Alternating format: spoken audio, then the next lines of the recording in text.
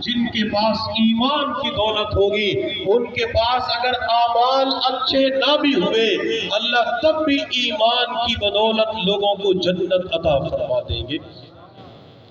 تو ہمیں جو ایمان کی دولت ملی ہے، اس کے اندر ہمارا اپنا کوئی بھی کمال نہیں ہے، ہماری قابلیت، استعداد، صلاحیت کا کمال نہیں ہے، رب ذوالجلال کا احسان عظیم ہے، اللہ رب العزت کا فضل ہے، اللہ رب العزت کا کرم ہے، جس پر پروردگار نے مجھے، آپ کو اور آج ہمارے ان بھائیوں کو ایمان کی دولت عطا فرمائی۔ ان کے اوپر اللہ کا کرم ہو گیا، اللہ کا فضل ہو گیا، اللہ کی محبت کی نظر پڑی، اللہ نے بتوں کی پوجا سے نکال کر اللہ نے مسجد کا ماحول عطا کر کے حضور کا امتی بنا دیا۔ میں ان کے لیے دعا کرتا ہوں، اللہ انہیں حضور کا سچا عاشق بنا دے، اللہ انہیں حضور کا سچا غلام بنا دے، اللہ انہیں محمد کا غلام بنا دے۔ اللہ جو گھر کے اندر خواتین کلمہ پڑھ کر مسلمان ہو چکی ہے، اللہ انہیں فاطمہ کے نقش قدم پہ چلا دے، اللہ عائشہ کے نقش قدم پہ چلا دے۔ انہوں نے آج کلمہ پڑھا، یہ ایمان کی دولت قبول کر چکے ہیں۔ اللہ آج کی رات ان تمام مردوں کو رات خواب کے اندر دیدار مصطفیٰ کی نعمت عطا فرمائے۔ اللہ انہیں واقعے کربلا کے اندر، کربلا کی دھرتی پہ شہید ہونے والے حسین کی زیارت نصیب فرمائے۔ اللہ ان کے نوجوانوں کو علی اکبر کا دیدار نصیب فرمائے۔ جو بچہ پہلے ہی ایمان قبول کر چکا ہے، اللہ اسے علی اصغر کی زیارت نصیب فرمائے۔ جن خواتین نے کلمہ پڑھا ہے، اللہ انہیں فاطمہ کی زیارت نصیب فرمائے۔ اللہ حسین کی ہمشیرہ زینب کی زیارت نصیب فرمائے۔ اللہ حسین کی بیٹی سکینہ کی زیارت نصیب فرمائے۔ اللہ تعالیٰ آپ کو، آپ کی خواتین کو اور آپ کی برکت سے اس پورے مجمع کو مکہ اور مدینہ دیکھنا نصیب فرمائے۔ اللہ کا خصوصی فضل ہوا، اللہ کا خصوصی کرم ہوا کہ اللہ نے ایمان کی دولت عطا فرمائی۔ جب ہم حضور صلی اللہ علیہ وسلم کے مبارک دور پہ نظر دوڑاتے ہیں، آپ علیہ السلام کے مکہ المکرمہ شہر کے اندر رہنے والے ابو جہل، آپ علیہ السلام کئی مرتبہ ابو جہل کے پاس گئے، کلمہ پڑھ کے مسلمان ہو جا، رب کو منظور نہیں تھا۔ ابو جہل بغیر ایمان کے دنیا سے چلا گیا، ابو لہب بغیر ایمان کے دنیا سے چلا گیا، ابو طالب جو حضور صلی اللہ علیہ وسلم کے چچا تھے، آپ کی بڑی چاہت تھی، تمنا تھی، آرزو تھی کہ چچا ابو طالب کلمہ پڑھ کے مسلمان ہو جائے۔ آپ علیہ السلام آخری وقت کے اندر ابو طالب کے پاس تشریف لے گئے، چچا کلمہ پڑھ کر میری آنکھوں کو ٹھنڈا کر دے، قیامت کے دن آپ کی سفارش کر دوں گا، آپ کی نجات ہو جائے گی۔ لیکن رب کو منظور نہیں تھا، وہ ابو طالب بھی بغیر ایمان کے دنیا سے چلا گیا۔ رب کو منظور تھا تو اللہ نے فارس سے سلمان کو اٹھا کر حضور کی جھولی میں ڈال کر ایمان کی دولت عطا فرما دی۔ رب کو منظور تھا، اللہ نے روم سے سہیب کو اٹھا کر محمد کا غلام بنا دیا۔ اللہ کو منظور تھا تو اللہ نے یمن سے ابو ہریرہ کو اٹھایا، ابو موسیٰ اشعری کو اٹھایا، حضور کی غلامی نصیب فرما دی۔ میرے اللہ کو منظور تھا، کالے رنگ کا بلال تھا، اللہ نے بلال کو اٹھا کر حضور کی مجلس کے اندر پہنچایا، محمد کا غلام بنایا، عاشق رسول بنایا۔ وہ بلال رنگ کا کالا تھا، وہ غلام تھا، حسب نسب بھی نہیں رکھتا تھا، برادری بھی پاس نہیں رکھتا تھا، بال بھی گنگریالے تھے، کوئی بلال کی طرف دیکھنا پسند نہیں کرتا تھا۔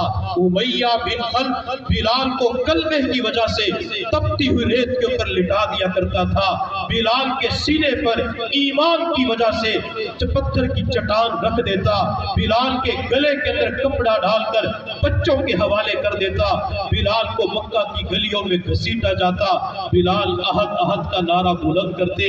یہی بلال جس کو دیکھنا کوئی پسند نہیں کرتا تھا، جو بلال غلام تھے، جن کے ہونٹ موٹے موٹے تھے، لیکن جب हुजूर की गुलामी इख्तियार की, हुजूर के आशिक बन गए, हुजूर की मजलिस के अंदर आ गए। आपकी मजलिस के अंदर पहुंचकर ला इलाहा इल्लल्लाह मुहम्मदुर रसूलुल्लाह पढ़ लिया। यही वो बिलाल था। मक्कातुल मुकर्रमा फतह हुआ, मेरे पैगंबर ने फरमाया बिलाल बैतुल्लाह की छत पे चढ़ जा। बिलाल को ये मकाम क्यों मिला? सिर्फ और सिर्फ कलमा पढ़ने की बदौलत बिलाल को वो मकाम भी मिला। बिलाल चलता जमीन पे था, लेकिन कदमों की आवाज जन्नत के अंदर सुनाई देती थी। अल्लाह ने ये बिलाल को मकाम और मर्तबा क्यों अता फरमाया? हुजूर की मजलिस के अंदर पहुंचकर कलमा पढ़ने की बदौलत अल्लाह ने ये एजाज अता फरमा दिया। अल्लाह रब्बुल इज्जत का फजल होता है, अल्लाह ईमान की दौलत अता फरमा देते हैं। मेरे महबूब सल्लल्लाहु अलैहि वसल्लम ने हजरात सहाबे किराम से इरशाद फरमाया, मेरे सहाबा, मैं अपने मुहिब्बीन से मुलाकात करना चाहता हूँ। भाई नज़ीर साहब आपके लिए और इन अहबाब के लिए अल्लाह के नबी ने कितनी प्यारी बात इरशाद फरमाई। आपने फरमाया मेरे सहाबा, मैं अपने मुहिब्बीन से मुलाकात करना चाहता हूँ। सहाबा ने कहा या रसूल अल्लाह, क्या हम आपके मुहिब्बीन नहीं? आप अलैहिस्सलाम ने फरमाया तुम तो मेरे सहाबा हो, मैं अपने मुहिब्बीन की बात कर रहा हूँ। या रसूल अल्लाह वो कौन है? आप सल्लल्लाहु अलैहि वसल्लम ने इरशाद फरमाया, मेरे दुनिया से जाने के बाद जिन्होंने मुझे नहीं देखा होगा, कुरान को उतरते हुए नहीं देखा होगा, जिब्राइल को आते हुए नहीं देखा होगा, अल्लाह की मदद और नुसरत को उतरते हुए नहीं देखा होगा, उन लोगों तक मेरी तालीमात पहुँचेगी। वो मेरी तालीमात को सीने के साथ लगाकर मेरा कलमा तय्यबा पढ़ेंगे। मैं अपने उन मुहिब्बीन से मुलाकात करना चाहता हूँ। इन हजरात ने कलमा पढ़ा, हुजूर ने 14 सदियाँ कबल इरशाद फरमाया था, मैं इनसे मुलाकात करना चाहता हूँ, मैं इनसे मिलना चाहता हूँ। मेरे महबूब सल्लल्लाहु अलैहि वसल्लम ने अपनी वफात से 5 दिन कबल हजरत अब्दुल्ला इब्ने मसूद रज़ी अल्लाह तआला अन्हु फरमाते हैं, आप अलैहिस्सलातु वस्सलाम ने इरशाद फरमाया, मेरे सहाबा, मैं तुम्हें एक मरतबा सलाम कहता हूँ। मेरे वो उम्मती जो बाद में आएंगे, मुझे देखे बगैर कलमा पढ़ेंगे, मेरी तालीमात को सीने के साथ लगाएंगे, मैं उन्हें 7 मरतबा सलाम कहता हूँ। ये पूरा मजमा और ये आज के दिन ईमान कबूल करने वाले कितने खुश नसीब हैं। हुजूर ने 1400 साल पहले फरमाया था कि मैं तुम्हें 7 मरतबा सलाम कहता हूँ। हमने खुली आंखों के साथ हुजूर के चेहरे को देखा है? नहीं देखा। हमने खुली आंखों के साथ दीदारे मुस्तफा की नेमत हासिल की है? नहीं की। हमने कुरान को उतरते हुए देखा है? नहीं देखा। जिब्राइल को उतरते हुए आते हुए देखा? नहीं देखा। अल्लाह की मदद और नुसरत को उतरते हुए देखा? नहीं देखा। हमें उलमा ने, बड़ों ने बतलाया, हमने उसी वक्त हुजूर की तालीमात को सीने के साथ लगाया तो हुजूर ने हमें 7 मरतबा सलाम का तोहफा पेश कर दिया। और मैं तमाम हजरात से दरख्वास्त करूँगा कि अपने ईमान की हिफाजत करें, अपने ईमान को महफूज बनाएं। चीज़ जितनी ज़्यादा कीमती होती है उतनी ज़्यादा हिफाजत की मोहताज होती है। हम दुनिया में देखते हैं घरों के अंदर बिस्तर पड़े होते हैं, ट्रंक पड़े होते हैं, फर्नीचर पड़ा होता है, बर्तन पड़े होते हैं। जब घर के अंदर चोर डाकू डाका डालते हैं तो वो घर का फर्नीचर उठा के नहीं ले जाते। घर के अंदर जो ज्वेलरी पड़ी होती है, जेवर पड़ा होता है, नकदी पड़ी होती है, वो उठा के ले जाते हैं। आज के दौर में मेरे और आपके पास और जिन हजरात ने कलमा तय्यबा पढ़ा है, हम सब के पास सबसे ज़्यादा कीमती दौलत ईमान की दौलत है। शैतान डाकू है, ये हमारे पीछे लगा हुआ है। शैतान ये चाहता है कि लोगों को ईमान से महरूम करके जहन्नम की तरफ भेज दो। शैतान पूरी जिंदगी जोर लगाता है और जब बंदे का आखिरी वक्त होता है, एड़ी चोटी का जोर लगाता है कि किसी तरीके से बंदे को ईमान से महरूम करके जहन्नम की तरफ भेज दो। अगर अल्लाह ने हमें ईमान की दौलत عطا فرمائی ہے، تو ایمان کو محفوظ بنانے کے لیے، ایمان کی حفاظت کرنے کے لیے ہمیں وہ اعمال اختیار کرنے چاہیے جس کی وجہ سے مرتے دم تک ہمارا ایمان محفوظ ہو جائے، ہم مرتے وقت ایمان کی دولت اپنے ساتھ لے کے چلے جائیں۔ ایمان کی دولت کی حفاظت کیسے کی جا سکتی ہے؟ ہمارے اکابرین مشائخ فرماتے ہیں جب علماء کے ساتھ، اولیاء اللہ کے ساتھ رابطہ مضبوط ہوتا ہے، اللہ ایمان کی حفاظت فرما دیتے ہیں۔ مفسر قرآن امام رازی رحمت اللہ علیہ، جنہوں نے تفسیر کبیر لکھی ہے، امام رازی رحمت اللہ علیہ کا آخری وقت آیا، چار پائی کے اوپر لیٹے ہوئے تھے، شیطان بدبخت انسانی شکل میں آیا اور امام رازی کے قریب آ کے کہنے لگا، امام رازی تیرے پاس ایمان کی دلیل کیا ہے؟ تیرے پاس ایمان کے بارے میں کوئی چیز ہے؟ امام رازی رحمت اللہ علیہ نے اللہ رب العزت کی وحدانیت پر 100 عقلی دلائل کو جمع کیا ہوا تھا، آپ نے ایک دلیل پیش کی، شیطان نے اس کا جواب دے دیا، امام رازی نے دوسری دلیل، 20ویں دلیل، 50ویں دلیل، 100ویں دلیل پیش کر دی، شیطان کے پاس بھی علم تھا، تمام دلائل کا رد کر دیا۔ جب امام رازی رحمت اللہ علیہ کے دلائل ختم ہو گئے تو شیطان کہنے لگا، رازی تیرے پاس اپنے ایمان کے اوپر ایک بھی مضبوط دلیل نہیں ہے، تیرے ایمان کا کیا بنے گا؟ امام رازی رحمت اللہ علیہ نے اسی وقت دعا کے لیے ہاتھ اٹھا دیے، اللہ پوری زندگی ایمان کی حالت میں گزار دی، اللہ اب آخری وقت آ چکا ہے، شیطان میرے ایمان پر ڈاکہ ڈالنا چاہتا ہے، اللہ میرے ایمان کی حفاظت فرما۔ امام رازی نے رب سے دعا مانگنا شروع کر دی۔ دوسری طرف امام رازی کا تعلق ایک اللہ والے کے ساتھ تھا جسے دنیا شیخ نجم الدین کبرا رحمت اللہ علیہ کے نام سے یاد کرتی ہے، اپنے تالاب کے قریب بیٹھ کر وضو کر رہے تھے، ہاتھ کے اندر پانی کا لوٹا تھا، اللہ نے پورے معاملے کو منکشف فرما دیا، امام رازی رحمت اللہ علیہ کے شیخ کے ہاتھ میں جو پانی کا لوٹا تھا زور سے دیوار پہ دے مارا اور کہنے لگے، رازی تو شیطان بدبخت کو یہ جواب کیوں نہیں دیتا؟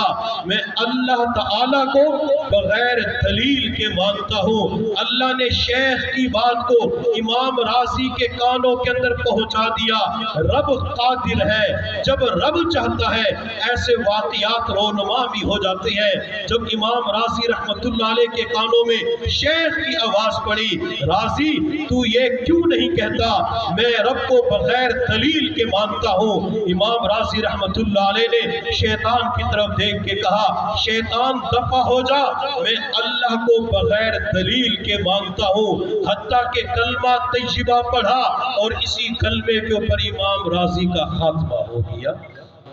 اللہ نے ایمان کی حفاظت فرما دی۔ میرے محبوب صلی اللہ علیہ وسلم نے ارشاد فرمایا، بادروا بالاعمال صالحہ، میرے صحابہ نیک اعمال میں جلدی کیا کرو، ستکون فتن، ان قریب فتنے آنے والے ہیں، صبح کے وقت بندہ مؤمن ہوگا اور شام کے وقت کافر ہو چکا ہوگا، شام کے وقت مؤمن ہوگا اور صبح کے وقت کافر ہو چکا ہوگا۔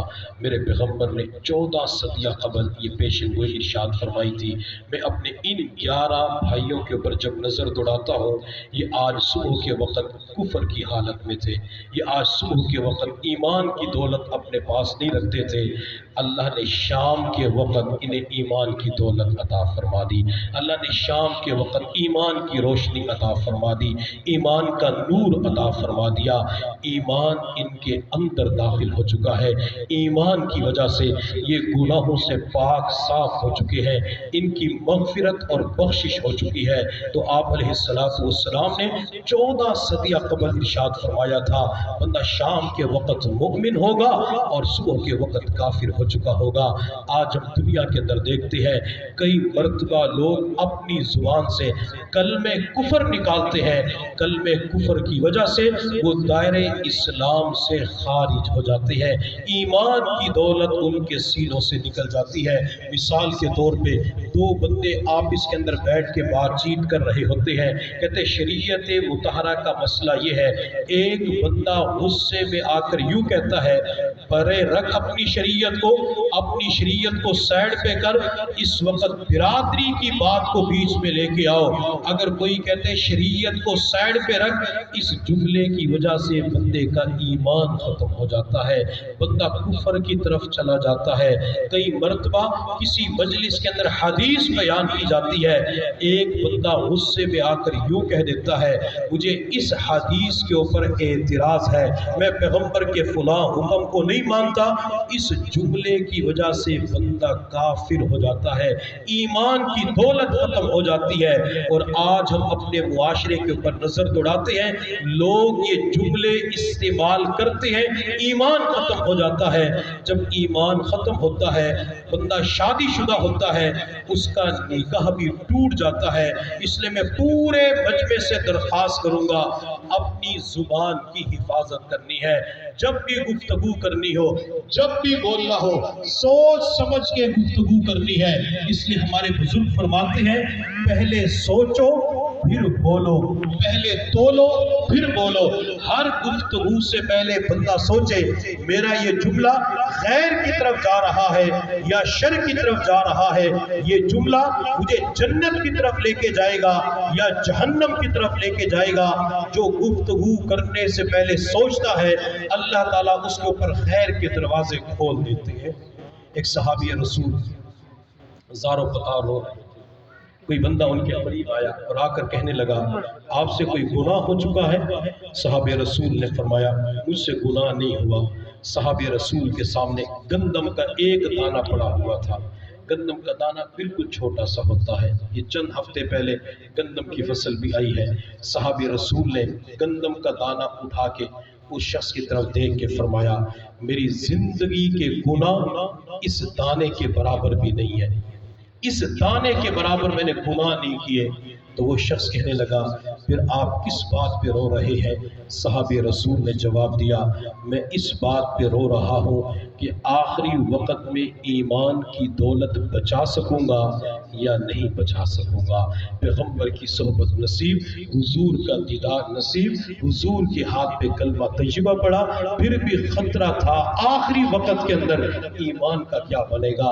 हालांकि सहाबा तो वो थे जिनके बारे में अल्लाह ने फरमा दिया, रज़ियल्लाहु अन्हुम व रज़ू अन, अल्लाह सहाबा से राजी हो गया और सहाबा अल्लाह से राजी हो गए। जिनको अल्लाह ने अपनी रजा का सर्टिफिकेट अता कर दिया, वो भी अपने ईमान के बारे में इतने फिक्रमंद थे, आखिरी वक्त के अंदर ईमान का क्या बनेगा। हमारे कुरान अज़ीम शान के बाद जो सबसे ज्यादा मुस्तनद किताब है, उसे सही बुखारी शरीफ कहा जाता है। बुखारी शरीफ के अंदर हुजूर की हदीसें हैं, पैगंबर के फरामीन अज़ीम शान है। उन अहदीस के अंदर असनाद आती है, सनद के अंदर हजरत रबी इब्न हिराश रहमतुल्लाह अलैह का नाम भी आता है। किसी ने हजरत रबी इब्न हिराश को पूरी जिंदगी हंसते हुए नहीं देखा, मुस्कुराते हुए नहीं देखा। तो किसी ने पूछ लिया, हजरत आप बिल्कुल नहीं हंसते, बिल्कुल नहीं मुस्कुराते, वजह क्या है?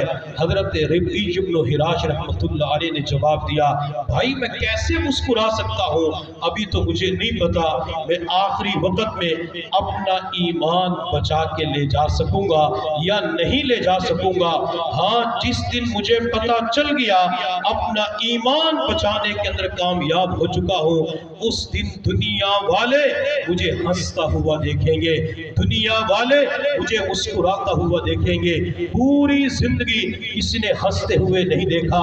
हजरत रबी इब्न हिराश रहमतुल्लाह अलैह का जब इंतकाल हो गया, गुस्ल देने वाले गुस्ल के तख्ते पर जब उन्हें गुस्ल दे रहे थे तो ये मुसलसल मुस्कुरा रहे थे और दुनिया वालों को मैसेज दे रहे थे, पैगाम दे रहे थे, दुनिया वालों अल्हम्दुलिल्लाह मैं अपना ईमान बचा कर ले जाने में कामयाब हो चुका हूँ। हर वक्त ईमान की फिक्र हुआ करती थी, हर वक्त ईमान के बारे में डरते थे। हमें भी अपने ईमान के बारे में फिक्रमंद होना चाहिए। बुखारी शरीफ की रिवायत है, मेरे महबूब सल्लल्लाहु अलैहि वसल्लम जिहाद के सफ़र पे तशरीफ़ ले गए। एक सहाबी रसूल फरमाते हैं, जब मार्का शुरू हुआ हमने एक बंदे को देखा जो शुजाअत बहादुरी के جوہر دکھلا رہا تھا۔ جب کوئی کافر سامنے آتا، جب تک اسے مولی گاجر کی طرح کاٹ نہ دیتا چین سے نہ بیٹھتا، حتیٰ کہ جب شام کے وقت جنگ ختم ہوئی، بند ہوئی، ہم شام کے وقت حضور کی مجلس کے اندر پہنچے تو میں نے عرض کیا یا رسول اللہ، آج جیسے فلاں بندے نے شجاعت اور بہادری دکھلائی ہے کوئی بندہ دکھلا نہ سکا۔ حضور صلی اللہ علیہ وسلم نے فرمایا الا انہ من اہل النار، سنو وہ بندہ جہنمی ہے، وہ بندہ جہنمی ہے۔ صحابی فرماتے میں حیران رہ گیا، جس نے حضور کی صحبت میں صحابہ کے درمیان رہتے ہوئے اتنی شجاعت دکھلائی، بہادری دکھلائی، حضور فرماتے کہ وہ جہنمی۔ فرماتے میں پورے رات سوچتا رہا معاملہ کیا ہے، راز کیا ہے۔ صحابہ رسول فرماتے جب اگلا دن ہوا تو میں نے اس بندے کا پیچھا کیا کہ اس بندے کو دیکھوں تو صحیح آخری انجام کیا ہوتا ہے۔ جب مقابلہ شروع ہوا اس نے کافروں کا پیچھا کیا، چند بندوں کو قتل کر دیا۔ ایک کافر نے تلوار کے ذریعے اس کے اوپر وار کیا، حتیٰ کہ زخم شدید اور گہرا آیا، یہ اپنی سواری سے زمین پہ گر پڑا۔ یہ زخم کی تکلیف اور شدت کو برداشت نہ کر سکا، تلوار اس کے قریب پڑی ہوئی تھی، تلوار کے دستے کو زمین پہ رکھا اور تلوار کی نوک کو اپنے سینے کے درمیان رکھا، تلوار کے اوپر یوں جھک گیا، حتیٰ کہ وہ تلوار دونوں کندھوں کے درمیان سے آر پار نکل گئی۔ صحابی فرماتے میں سمجھ گیا یہ خودکشی کا مرتکب ہو گیا۔ میں بھاگتا بھاگتا حضور کی مجلس میں پہنچا، میں نے اونچی آواز سے کہا اشہد انک یا رسول اللہ، اشہد انک یا رسول اللہ، یا رسول اللہ میں گواہی دیتا ہوں آپ اللہ کے سچے نبی ہیں، اللہ کے سچے رسول ہیں۔ آپ علیہ السلام نے ارشاد فرمایا اس وقت تم رسالت اور نبوت کی گواہی کیوں دے رہے ہو؟ اس صحابی رسول نے جواب دیا یا رسول اللہ آپ نے رات فلاں بندے کے بارے میں فرمایا تھا وہ جہنمی ہے، میں نے اس کا آخری انجام دیکھ لیا، وہ خودکشی کا مرتکب ہو گیا۔ میرے محبوب صلی اللہ علیہ وسلم نے ارشاد فرمایا جاؤ جا کے لوگوں میں اعلان کر دو اعتبار خاتمے کا ہوتا ہے، اور کئی مرتبہ بندہ دین کا کام کرتے کرتے جنت سے ایک بالش کے فاصلے پر ہوتا ہے، جنت اتنی دور ہوتی ہے، یعنی جنت کے قریب پہنچ چکا ہوتا ہے، لیکن آخری وقت کے اندر شقاوت بدبختی بندے پر غالب آ جاتی ہے، بندہ جنت کے اندر جانے کی بجائے جہنم کا مستحق بن جاتا ہے، جہنم کا حقدار بن جاتا ہے۔ اسی وجہ سے حضرت تھانوی رحمت اللہ علیہ فرمایا کرتے تھے کہ کسی انسان کو اپنے سے حقیر نہ سمجھو، کسی انسان کو اپنے سے کمتر نہ سمجھو، بلکہ وہ تو کافر کے بارے میں بھی فرمایا کرتے تھے کہ کافر کو بھی اپنے سے اچھا سمجھو۔ تو کسی نے کہا کہ حضرت کافر کو اپنے آپ سے اچھا کیوں سمجھے؟ تو اللہ کے نیک بندے نے فرمایا ہو سکتا ہے کہ اللہ تعالیٰ آخری وقت میں اسے ایمان کی دولت عطا فرما دے اور تمہیں ایمان کی دولت سے محروم فرما دے۔ اس لیے کسی مسلمان کو حقیر نہیں سمجھنا، کسی انسان کو کمتر نہیں سمجھنا۔ اگر کوئی غیر مسلم ہے تو اس کے لیے رب کی بارگاہ میں دعا کرنی ہے اللہ اس کو ایمان کی دولت عطا فرما، اللہ اسے کلمہ طیبہ کی دولت نصیب فرما، اور جب بھی اللہ موقع عطا فرمائے میں ان احباب سے درخواست کروں گا کسی کا چچا، کسی کا ماموں، کسی کا بھائی، کسی کا رشتہ دار، کسی کا بھتیجا، کسی کا بھانجا، کسی کا پوتا، کسی کا نواسا، کسی کا چچا اور تایا، کسی کا ماموں اور خالو، اگر وہ غیر مسلم ہے، دوسرے مذہب سے تعلق رکھتا ہے، ان کا جی چاہتا ہے یہ بھی کلمہ پڑھ کے مسلمان ہو جائے، یہ بھی ہماری طرح نمازیں پڑھے، یہ بھی روزے رکھے، یہ بھی اللہ کو پکارنے والے بنے، یہ بھی حضور کے غلام بن جائے، یہ بھی محمد کی غلامی کو اختیار کر لے، 2 نفل صلاۃ حاجت کی نیت سے پڑھ کر رب کی بارگاہ میں دعا کے لیے ہاتھ اٹھائیں۔ قرآن پاک کی ایک آیت جو 3 پارے کے اندر موجود ہے ربنا لا تزغ قلوبنا بعد اذ ہدیتنا وہب لنا من لدنک رحمہ انک انت الوہاب۔ یہ دعا پڑھنے کے بعد رب کی بارگاہ کے اندر دعا مانگے اللہ فلاں کو ہدایت نصیب فرما، اللہ دل کی काया को पलट दीजिए। अल्लाह ईमान का नूर अता फरमा, ईमान की रोशनी अता फरमा। 2 नफल अदा करने के बाद दुआ मांगना इनका काम है और रिश्तेदारों को ईमान की दौलत अता करना रब्बे जुल जलाल का काम है। सुना है कि वो सुनता है हर दुआ से पहले, सुना है कि वो सुनता है हर दुआ से पहले, मांगने वालों को देता है हर दुआ से पहले। क्यों न हो नाज गुनहगारों को मौला तुझ पर, तूने बख्शिश को उतारा है खता से पहले। अल्लाह रब्बुल इज़्ज़त तो हर दुआ को सुनते हैं। बल्कि मैं इन 11 अहबाब के बारे में कहूँगा, और जो माएँ बहनें बेटियाँ मस्तूरात के अंदर कलमा पढ़कर मुसलमान हो चुकी हैं, ये हमसे भी आगे बढ़ चुके हैं, ये हमसे आगे निकल चुके हैं। वो कैसे? इन्होंने कलमा पढ़ा, कलमे के बाद जिंदगी के गुनाह खत्म हो गए, अल्लाह ने ईमान का नूर अता फरमा दिया। मैं और आप जब अपनी तरफ देखते हैं तो हमें नामे आमाल के अंदर गुनाह भी नजर आते हैं। इनके नामे आमाल के अंदर इस वक्त एक भी गुनाह नहीं है, नामे आमाल के अंदर एक भी गलती नहीं है। एक मर्तबा मस्जिद नबी में दाई इस्लाम मुबल्लिग इस्लाम हज़रत मौलाना मोहम्मद तारिक जमील साहब दामत बरकातुहुल आलिया तशरीफ़ फरमा थे। मस्जिद नबी के अंदर बैठे हुए थे। हज़रत के करीब एक अदाकार भी बैठा हुआ था।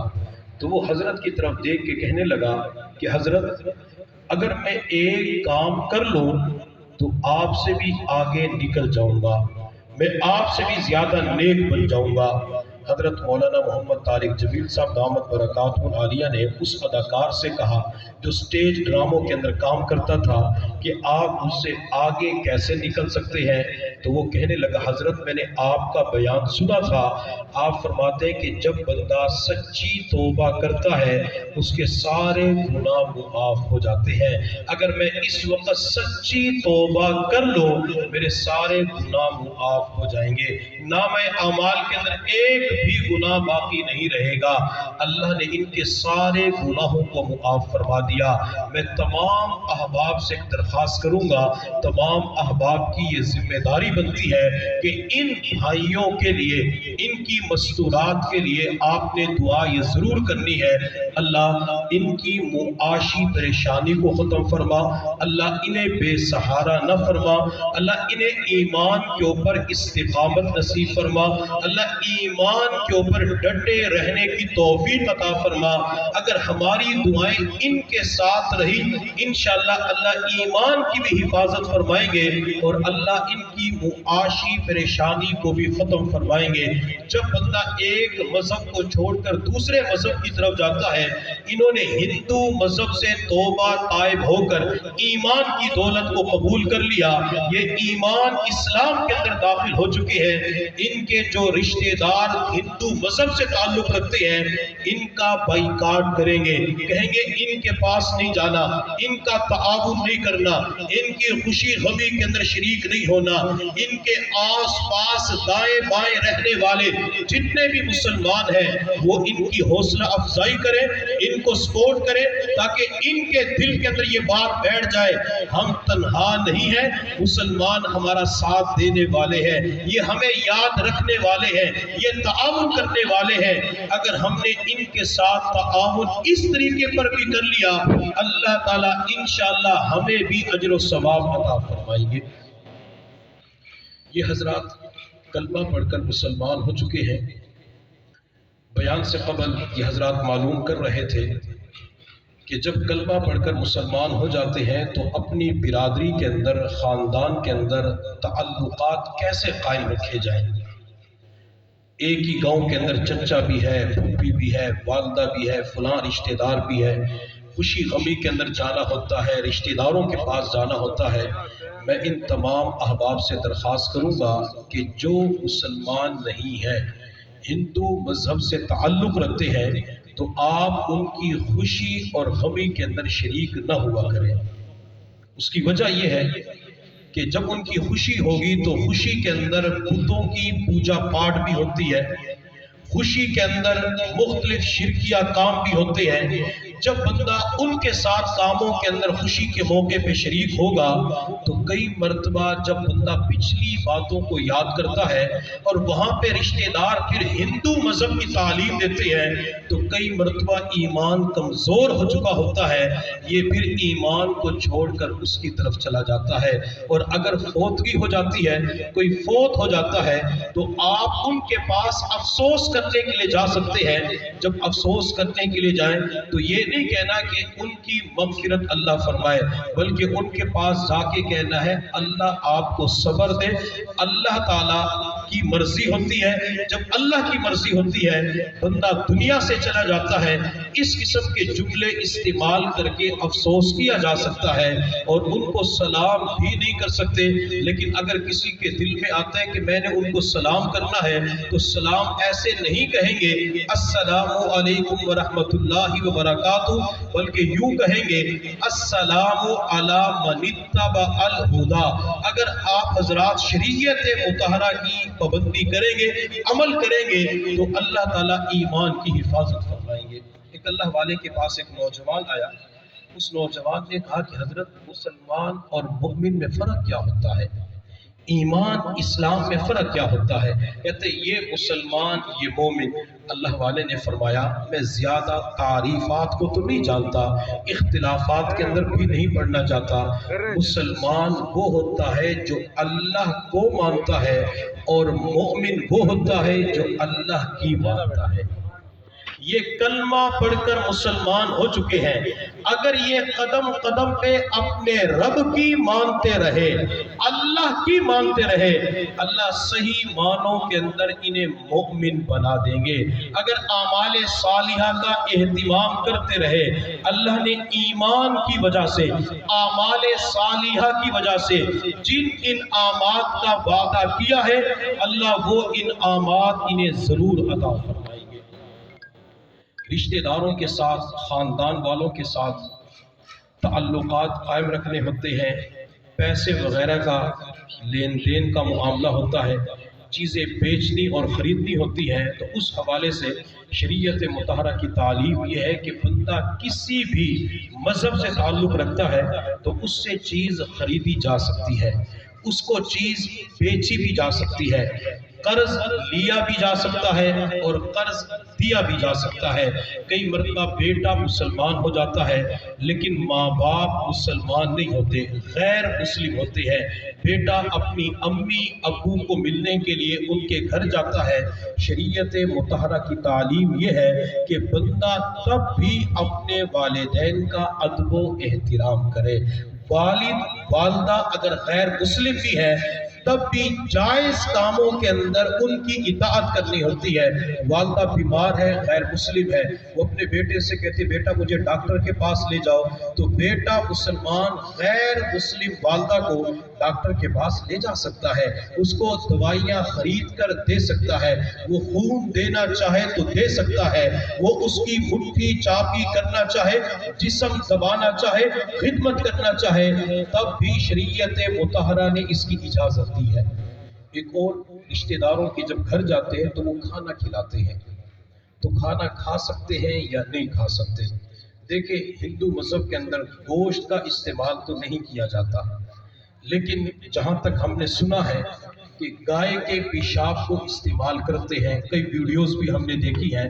اگر بندہ کھانے کے لیے چلا جائے اور وہ پیشاب کو متبرک سمجھتے ہیں، برکت والا سمجھتے ہیں، اگر وہ کھانے پینے کی چیزوں پہ ڈال دیں تو اس سے انسان کی روحانیت کے اوپر اثر پڑتا ہے۔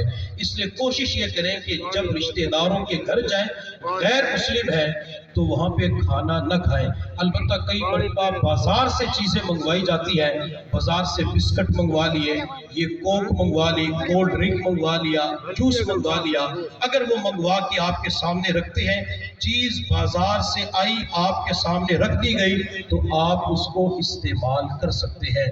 اس لیے ہمیں چاہیے، میں ان تمام احباب سے درخواست کروں گا یہ حضرت مولانا محمد شعیب صاحب دامت برکاتہ العالیہ سے مستقل رابطے کے اندر رہیں، کوئی اور عالم ہو، مفتی ہو تو ان سے معلومات کریں کہ ہم نے آگے کیا کرنا ہے، وہ رہنمائی کرتے رہیں گے، انشاءاللہ دین کے اوپر چلنا آسان ہو جائے گا۔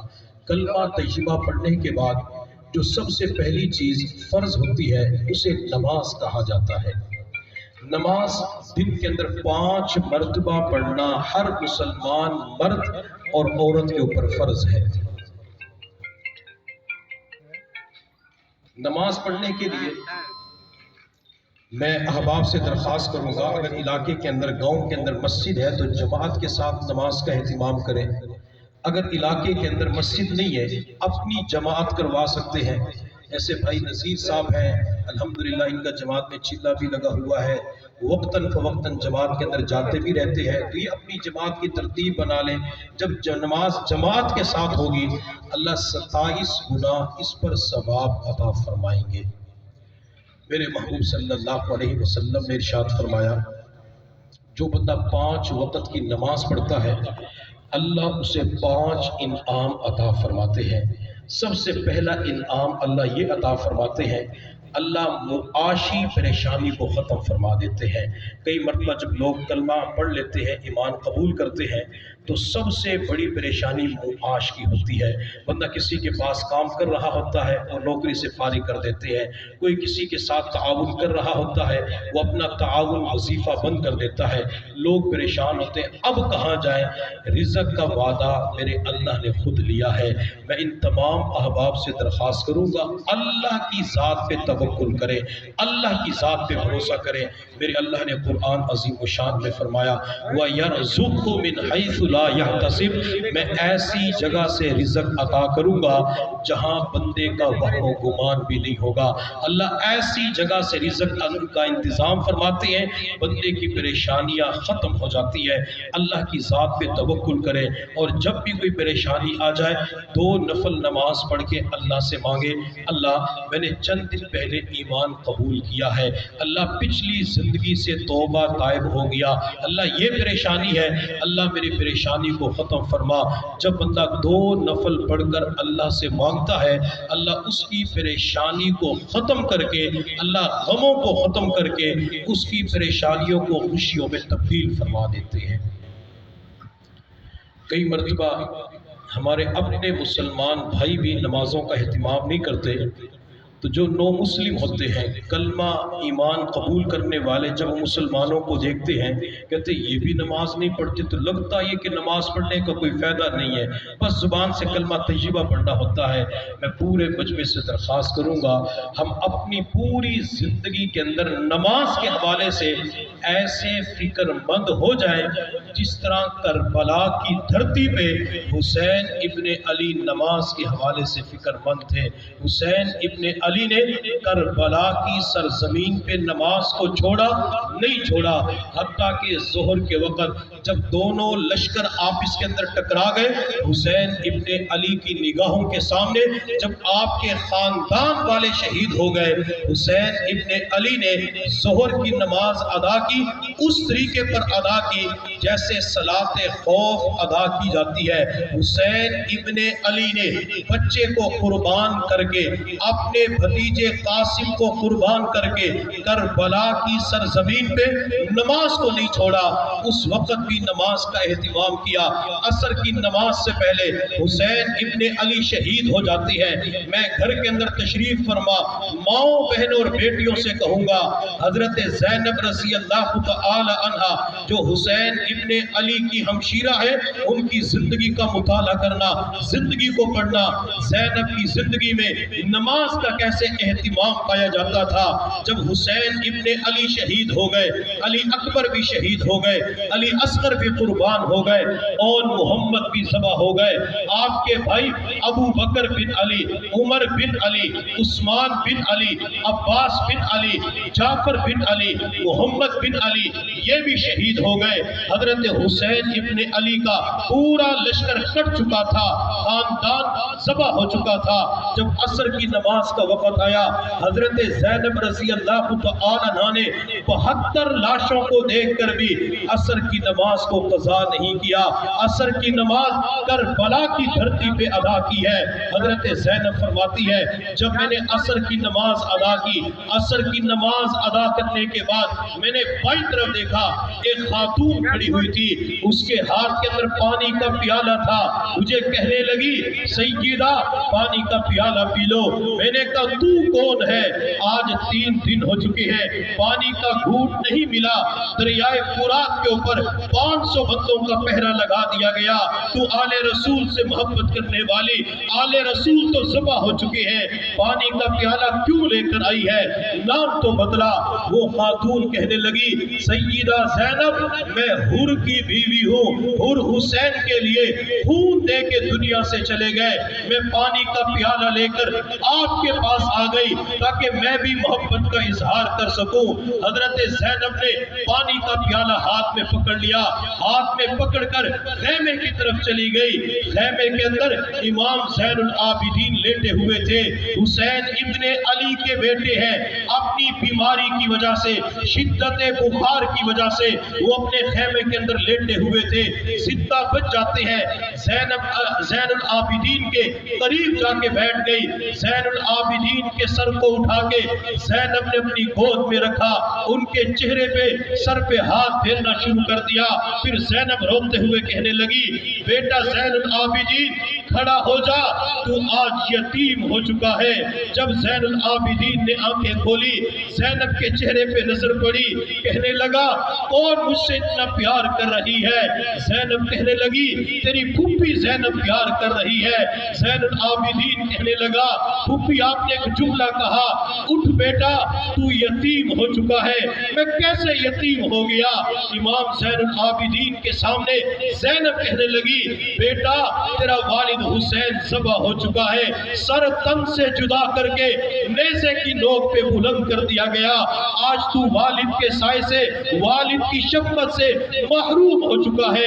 پھر زینب رضی اللہ تعالی عنہ نے کربلا کی سرزمین پہ 10 محرم الحرام کو عصر کی نماز کے بعد پانی کا پیالہ زین العابدین کے حوالے کیا، بیٹا پانی پی لو، تجھے بخار بھی ہے، تو 3 دن کا پیاسا بھی ہے، طبیعت بھی ناساز ہے۔ زین العابدین نے پانی کا پیالہ پکڑا، لبوں کے قریب لے گیا، پھر پوچھنے لگا پھوپھی جان آپ نے پانی پیا ہے؟ زینب کہنے لگی بیٹا میں نے پانی نہیں پیا۔ پھوپھی جان آپ نے پانی کیوں نہیں پیا؟ تو زینب کہنے لگی بیٹا زین العابدین پہلے چھوٹے پانی پیئیں گے، بڑے باغ کے اندر پانی پیئیں گے۔ زین العابدین نے کہا پھوپھی جان اگر چھوٹوں نے پانی پینا ہے تو سب سے پہلے میری بہن سکینہ کو پانی پلا دو، وہ تو مجھ سے بھی چھوٹی ہے۔ حضرت حسین نے اپنی شہادت سے تھوڑی دیر پہلے زینب کو وصیت کرتے ہوئے کہا تھا زینب ان شہزادیوں کا خیال رکھنا، اور سکینہ کے بارے میں فرمایا میری بیٹی سکینہ کا خیال رکھنا۔ زینب پانی کا پیالہ لے کر سکینہ کے پاس گئی، بیٹی پانی پی لو، 3 دن ہو چکے ہیں تو نے پانی نہیں پیا۔ سکینہ نے پانی کا پیالہ ہاتھ میں پکڑا، لبوں کے قریب لے گئی، پانی نہیں پیا۔